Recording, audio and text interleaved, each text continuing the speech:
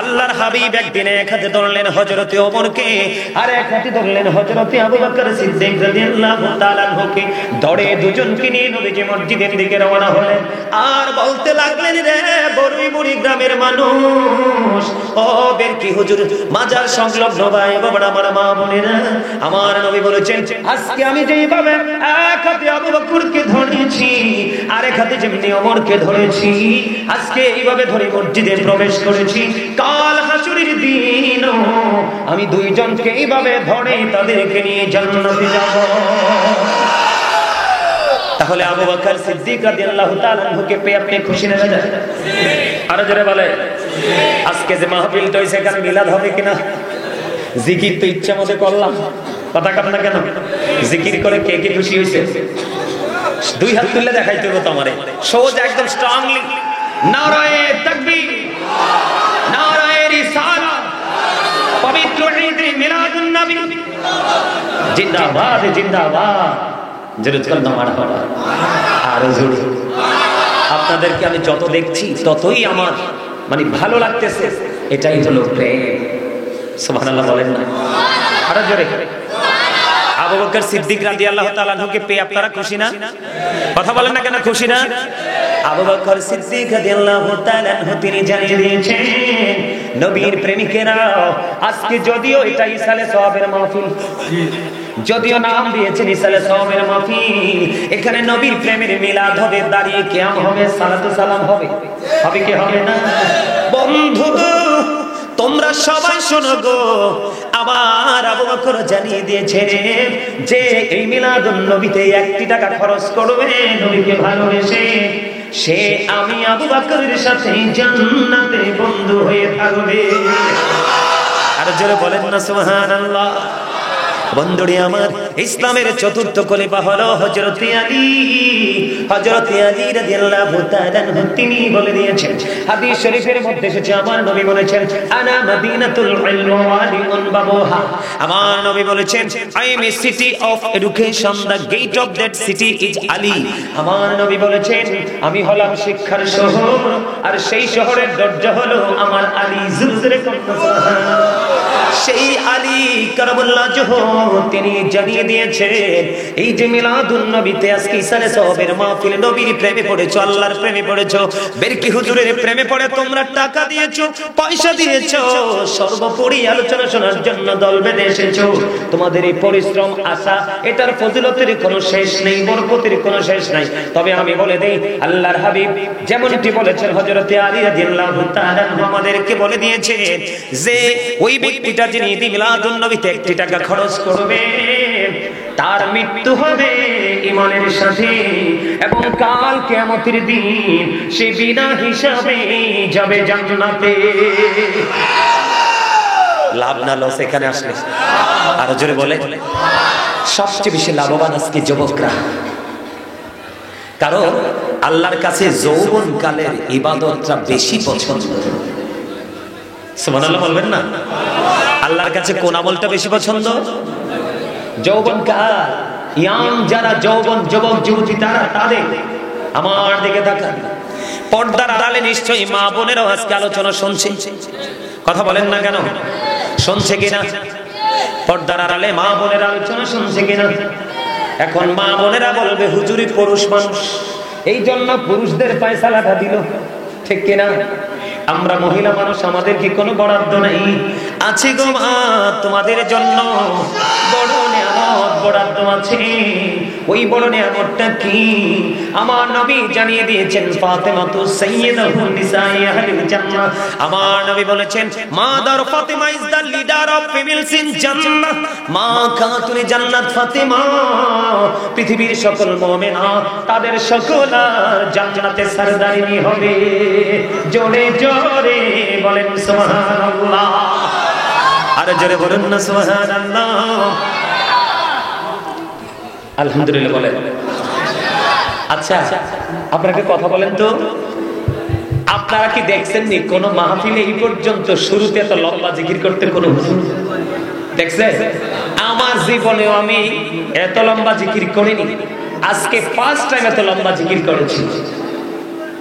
আজকে কি এই প্রথমবারের মতো আজকে জিকির করেছি। কেন করেছি জানেন? যিনি বীরকি হুজুর নামে খ্যাত, যিনি পরিচিত, উনি এই জিকিরটা করতে করতে করতে করতেই তিনি আল্লাহর দিদার পেয়ে গেছেন। এই জন্য তিনি চলে যাওয়ার পরেও ওনার কদম ছাড়ছে না মানুষ। কথা বলেন না কেন? আচ্ছা, আল্লাহর ওলিরা কি জিন্দা না মরা? আল্লাহর পথে যারা শহীদ হয় তারা কি জিন্দা না মরা? তা আল্লাহর ওলিরা কি যুদ্ধ করে এই দেশে ইসলাম কায়েম করে নাই? কথা বলেন না কেন? শাহজালাল মুজাররদি আমনে কি আপনার যুদ্ধ করে কি আপনার সুরমা নদী পার হয় নাই যায় নামাজ বিছায়া? কথা বলেন না কেন? এই যে আমাদের পাশের দেশ ভারতবর্ষ, খাজা গরিবে নওয়াজ কি যুদ্ধ করে ইসলামের যে ঝান্ডা উড্ডীন করে নাই? কথা বলেন না কেন? করছে কি করছে না? অবশ্যই করেছে। আমি শুধু জাস্ট এক্সাম্পল দিচ্ছি। আল্লাহর ওলিদের সম্মান মর্যাদা আল্লাহর কাছে আছে না নাই?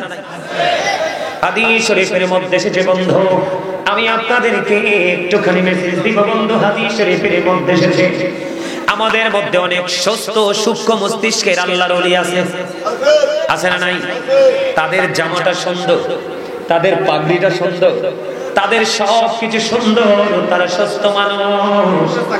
কিন্তু আল্লাহর হাবিব সরকারি মদিনা তিনি বলে দিয়েছে, হাদিস শরীফের মধ্যে এসেছে, আল্লাহর হাবিব সরকারি মদিনা তিনি জানিয়ে দিয়েছে ওই সুস্থ সুস্থ আল্লাহর ওলি নয়।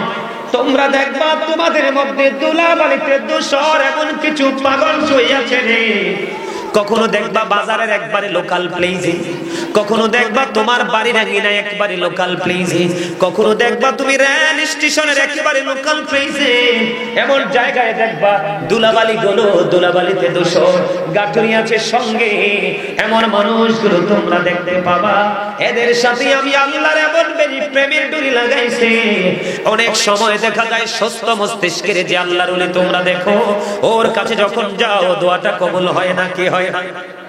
দোয়াটা কবুল হয় না।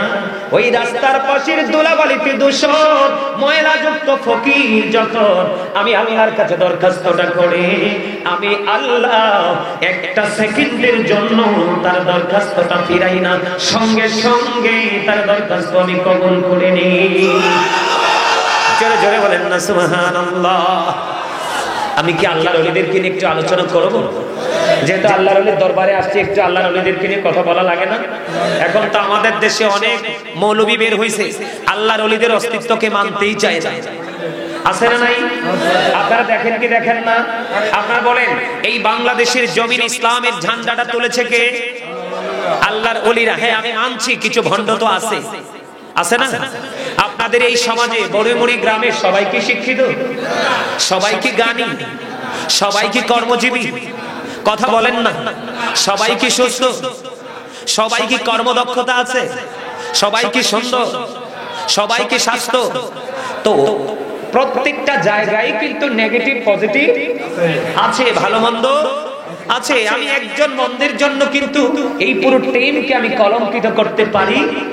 আমি একজন পার্সনের জন্য গোটা টিমটাকে যখন আমি কলঙ্কিত করব, তখন কিন্তু আমি বিবেকহীন মানুষ হিসাবে পরিচিতি লাভ করব। সুস্থ মানুষ কখনোই একজনের যেই কলঙ্ক লেগেছে এই কলঙ্কটা কিন্তু সবার গায়ে দিতে পারে। আমি মানছি, আমি নিজেও দেখেছি অনেক ভণ্ড পীর আমাদের মাঝে আছে, যাদের কারণে হক্কানি আল্লাহর ওলিদের অস্তিত্ব পর্যন্ত বিলীন হওয়ার পথে। কিন্তু না, হক্কানি আল্লাহর ওলিদের অস্তিত্ব কখনোই বিলীন হবে না। কারণ আল্লাহ বলেছেন, ইন্নাল্লাযীনা ইউবাইউনাকা ইন্নামা ইউবাইউনাল্লাহ ইয়াদুল্লাহি ফাওকা আইদিহিম। যারা আপনার হাতে বায়াত করে তারা যেন আল্লাহর হাতে বায়াত করে। আল্লাহর হাত হক্কানি আল্লাহর ওলিদের হাতের উপর। আপনারা সুবহানাল্লাহ কইতে পারেন না? না না না, হয় নাই তো। বিশেষ করে তোমরা ম্যাক্সিমাম আমার যুবক ভাই এবং বন্ধু, তোমাদের সবাইকে বলবো জোরে সুবহানাল্লাহ বলো। তার কারণ হলো আমি বলি তার কারণ বলবে এইজন্য আল্লাহ রাব্বুল আলামিন বলে দিয়েছেন remember me then I will remember you. Allah রাব্বুল আলামিন বলেছেন remember me then I will remember you. Allah বলেছেন তোমরা আমাকে স্মরণ করো আমি তোমাদেরকে স্মরণ করব।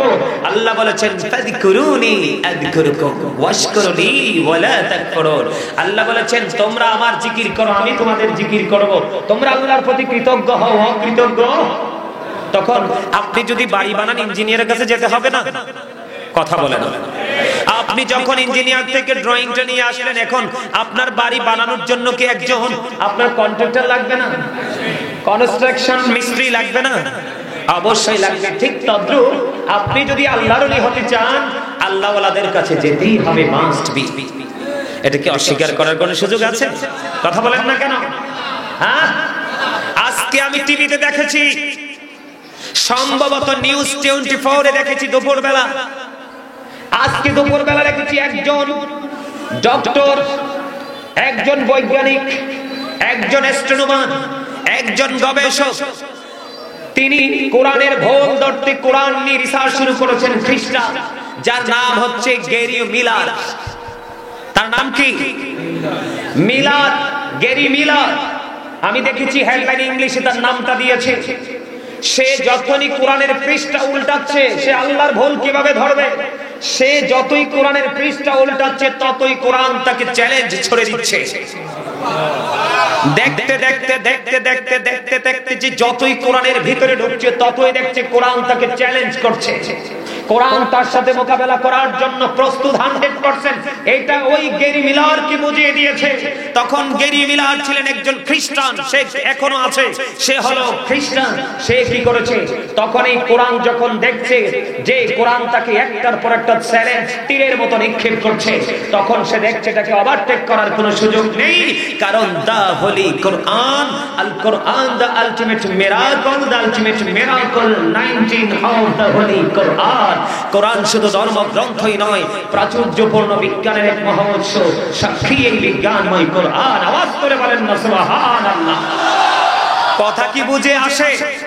তখন দেখলেন এই খ্রিস্ট ধর্মের মধ্যে কিছুই নেই।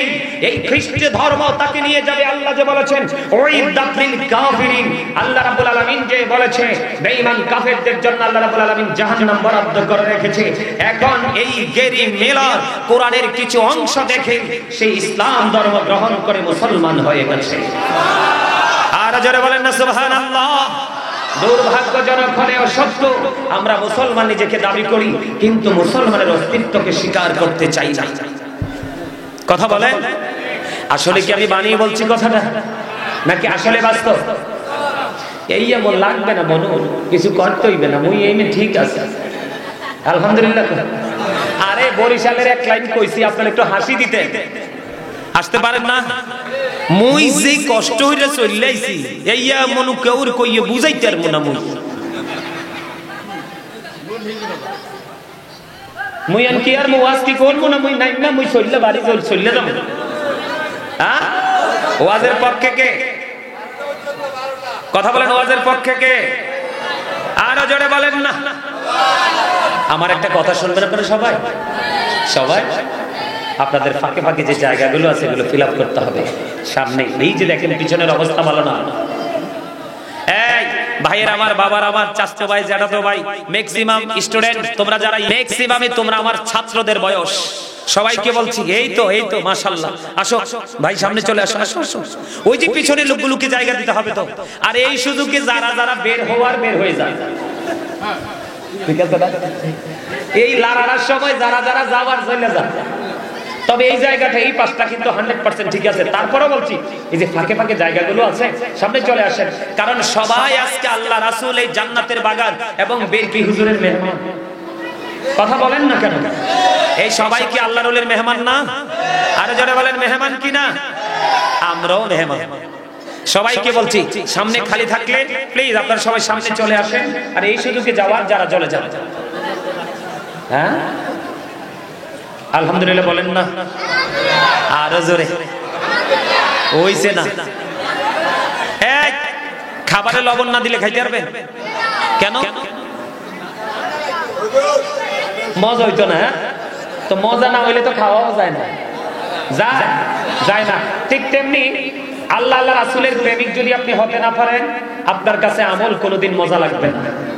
আর যতক্ষণ আমলের স্বাদ আপনি না পাবেন, ততক্ষণ আপনাকে পৃথিবীর কেউ আমলে ঢুকাতে পারবে না। এই জন্য আপনাদেরকে আমি বলবো যে আপনারা প্রেমের ট্রেনিং নেন। কিসের ট্রেনিং? ভালোবাসার ট্রেনিং নেন। কিভাবে ভালোবাসতে হবে, ভালোবাসা কাকে বলে, কত প্রকার, কি কি, ওই ভালোবাসার মানুষের কাছে আসলে আপনি বুঝতে পারবেন। ঠিক কিনা বলেন? আমার দিকে তাকান বন্ধু। দর্শক সারিতে বসে বন্ধু কথা বলা যাবে না, একদমই না, একদমই কিন্তু কথা বলা যাবে না। Stop your mouth. আলহামদুলিল্লাহ বলেন না? মজার ওয়াজে ঢুকতে আছে, কিন্তু আশা করি আপনারাও মজা পাবেন। আমরা তো সবই নিতে চাই, তাই না? আল্লাহ চাই, রাসূল চাই, আবার আত্মার প্রশান্তিও চাই, ঠিক না? বন্ধুরে আমার বলতে চেয়েছিলাম আমি, আল্লাহ রাব্বুল আলামিন বলেছেন হক্কানি আল্লাহর ওলির হাতের উপর আল্লাহর হাত। তাহলে আপনি আল্লাহর ওলির হাতে হাত রাখার আগে আপনি হাত দিয়েছেন আল্লাহর কুদরতি হাতে। এটা কোরআন থেকে তথ্য কালেক্ট করা হাদিস নয়, কি নয়? আল্লাহ বলেছেন ইয়া আইয়ুহাল্লাযীনা আমানুত্তাকুল্লাহা ওয়া কুনু মা'আস সাদিকিন। আল্লাহ রাব্বুল আলামিন ঈমানদারদেরকে ডেকে ডেকে বললেন, ঈমানদারেরা তোমরা আল্লাহকে ভয় করো এবং সাদিকিনদের অন্তর্ভুক্ত হয়ে যাও। আল্লাহ বললেন ইয়া আইয়ুহাল্লাযীনা আমানুত্তাকুল্লাহা ওয়াবতাগু ইলাইহিল ওসিলা। আল্লাহ বলেছেন ঈমানদারদেরকে ডাক দিয়েছেন, কোন মুনাফিককে না, কোন বেঈমানকে না, কোন কাফেরকে না, কোন মুশরিককে না। আল্লাহ যত দিক নির্দেশনা সব দিয়েছেন ঈমানদারদেরকে, কারণ ঈমানদারই আল্লাহ রাসূলকে গ্রহণ করে। কোন মুনাফিক কখনো আল্লাহ রাসূলকে গ্রহণ করতে পারে না। আল্লাহ দেখেন এই দুটো আয়াত যে আমি পড়েছি, দুটো আয়াতের শেষ যে ওয়ার্ডগুলো দুটো একটু আলাদা, কিন্তু আগের দুইটাতে আল্লাহ ইয়া আইয়ুহাল্লাযীনা বলেছেন, ঈমানদারদেরকে ডাক দিয়েছেন। ইত্তাকুল্লাহ, আল্লাহ বলেছেন ঈমানদারেরা তোমরা আল্লাহকে ভয় করো। এরপরে বলেছেন আল্লাহকে ভয় করার পরে তোমরা সাদিকিনদের অন্তর্ভুক্ত হয়ে যাও। হুজুর সাদিকিন কারা? শাইখ ইসমাঈল হক রাদিয়াল্লাহু তাআলা তিনি বলেছেন, সাদিকিনের ব্যাখ্যা করতে গিয়ে তিনি বলেছেন তাফসীরে রুহুল বায়ানের মধ্যে এসেছে হক্কানি আল্লাহর ওলিদের কথা, তাফসীরে মাঝারির মধ্যে এসেছে আল্লাহর ওলিদের কথা, আর তাফসীরে কদরির মধ্যে এসেছে হক্কানি আলেমদের কথা। আল্লাহ না বলেছে তোমরা ঈমানদারেরা তোমরা আল্লাহকে কি করো? আল্লাহ বলেছেন O believers you fear me. ঈমানদারদেরকে বলেছেন তোমরা আমাকে ভয় করো। ভয়টা করলে লাভটা হবে কি? আল্লাহ উইল ফরগিভ ইউ। আল্লাহ তোমার সমস্ত জীবনের গুনাহগুলো মাফ করে দিবে। তবে গুনাহগুলি থেকে মাফ পেতে হলে তোমাকে একটা রাস্তায় হাঁটতে হবে। আল্লাহ বলেছেন সাদিকিন। এই সাদিকিনের ব্যাখ্যা করতে গিয়ে তাফসীরে রুহুল বায়ান এসেছে আল্লাহর ওলির কথা, তাফসীরে মাঝারির মধ্যে এসেছে আল্লাহর ওলির কথা, তাফসীরে কদরির মধ্যে এসেছে হক্কানি আলেমদের কথা। বলে হুজুর আলেমদের কথা কেন এসেছে? আল্লাহ রাব্বুল আলামিন পবিত্র কালামে হাকিমে বলে দিয়েছেন ইন্নামা ইয়াখশাল্লাহু মিন ইবাদিহিল উলামা। আল্লাহ বলেছেন পৃথিবীর বুকে আল্লাহর যে বান্দাগুলো আছে, তার মানে আমরা এখানে যত মানুষ এখানে আছি, গোটা বাংলাদেশে যত মানুষ আছে, গোটা পৃথিবীর বুকে যত মুসলমান ইমানদার আছে, আল্লাহ বলেছেন এই সবগুলোর মধ্যে, সকল মানুষের মধ্যে সত্যিকারের যদি আল্লাহকে ভয় করে থাকে, এই ভয় যারা করে তারা হলো হক্কানি আলেমরা।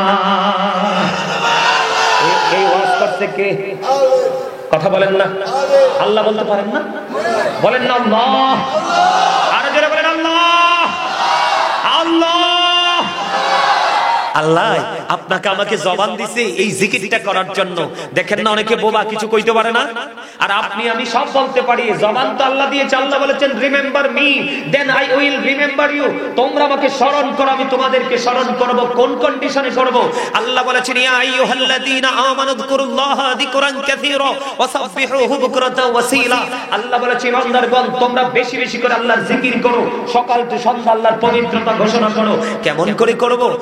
ফাযকুরুল্লাহা কিয়ামান, তোমরা দাঁড়িয়ে দাঁড়িয়ে জিকির করো, ও কুউদান, বসে বসে জিকির করো, ওয়া আলা যুনুবিকুম, শুয়ে শুয়ে জিকির করো। তারপরে জিকির বন্ধ করা যাবে? এবার প্রশ্ন করতে পারেন, বলে হুজুর গো, এই জিকির করলে লাভটা হবে কি? হাদিস শরীফের ছোট্ট একটা অংশ আমি আপনাদেরকে বলি।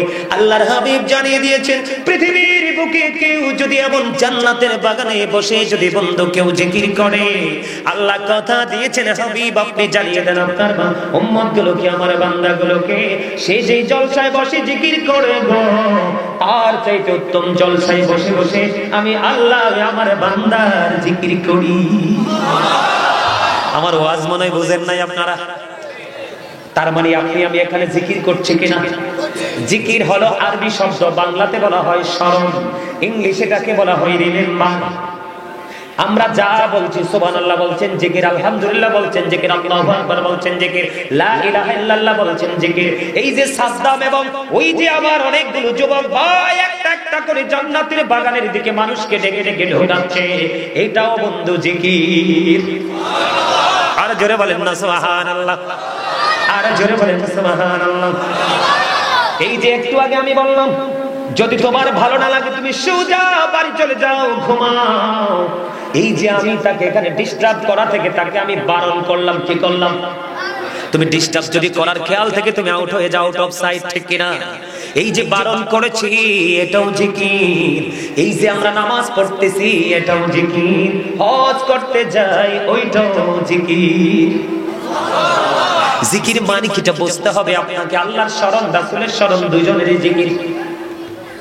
আমার কথা কি আপনারা বুঝতে পারছেন? আল্লাহর হাবিব বলেছেন, জিকিরটা তোমরা এমন ভাবে করো মানুষ দেখলে যেন তোমাদেরকে পাগল বলে, পাগলের মতো জিকির করো। হুজুর কেন গো? সায়েন্টিফিকদের গবেষণায় উঠে এসেছে, অ্যাস্ট্রোনমার যারা তারা গবেষণা করেছে জিকির থেকে কি বার করা যায়। তারা বক্তব্য দিয়েছে, জিকা ইজ দা হার্ট মেডিসিন, জিকির হলো হার্টের ঔষধ। আপনি যত জিকির করবেন আপনার হার্ট তত বেশি স্ট্রং হয়ে যাবে। তাইলে জিকিরে লাভ আছে না নাই? আল্লাহর ওলি যারা বন্ধু তারা জিকির করতে করতে আল্লাহ ওয়ালা হয়ে গেছে, মদিনা ওয়ালা হয়ে গেছে। যার মনে ময়লা থাকে সে কখনোই আল্লাহ ওলি হতে পারে না। বলে হুজুর গো, আপনি এত কনফিডেন্সলি কেন কথাটা বললেন? আমার রাসূল বলে দিয়েছেন, প্রত্যেকটা জিনিসকে পরিষ্কার করার একটা যন্ত্র থাকে। আমরা যে কোনো জিনিস পরিষ্কার করার যন্ত্র রাখি কি রাখি না? আছে না নাই? আমার নবীজি, আপনার নবীজি, দু জাহানের বাদশা নবীজি, ইমামুল মুরসালিন, তিনি বলে দিয়েছেন, মানুষ জিকির যখন করবা পাগলের মতো করিও, জিকির যখন করবা জবান এবং অন্তর দিয়ে করিও। কারণ জিকির করলে তোমার মনের ময়লা সব পরিষ্কার হয়ে যাবে, আর তুমি হতে পারবা আল্লাহর বন্ধু। আপনারা জানেন না, যা আল্লাহর ওলি, আল্লাহর ওলিদের বন্ধু হলো স্বয়ং আল্লাহ রে। ওয়াল্লাহু ওয়ালিউল্লাযিনা আমানু। জোরে জোরে বলেন না সুবহানাল্লাহ, আর জোরে বলেন না সুবহানাল্লাহ। আমার এই স্বাস্থ্য ভাইরা বারবার এইটা